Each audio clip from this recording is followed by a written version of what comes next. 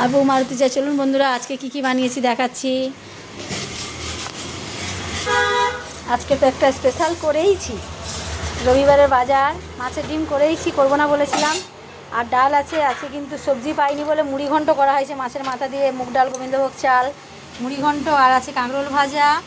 আর এটা তো লাইট ঝোল, এতে কাটাপোনাও আছে, চারাপোনাও আছে। এটা কাতলা মাছ করা হয়েছে, এটা চিকেন। আর এটা কিন্তু মটন কষা, এই দেখুন মটন কষা। আর একটা স্পেশাল কী আছে জানেন? এই দেখুন স্পেশাল, এটা কিন্তু খুব স্পেশাল হয়েছে, দারুণ।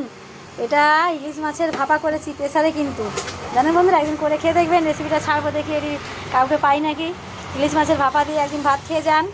এই বৃষ্টিকালে মাথা রেখেছি, একদিন কচু শাক, কচুলতি, যে কোনো একটা জিনিস বানাবোই, যেটা আসবে।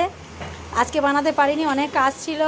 এই কালকে উপোস গেছে, এই বলে শেষ করছি। আজকে দুপুরের মেনু আমার ইলিশ মাছের ভাপা স্পেশাল।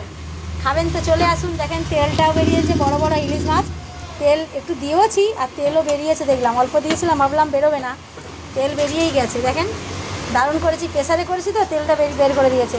এই দেখুন, খাবেন তো আজকে রবিবারের স্পেশাল মেনু, চলে আসেন। সবাইকে টাটা, সবাই ভালো থাকেন, সঙ্গে থাকেন, আর কমেন্ট শেয়ার করেন, এই বলে শেষ।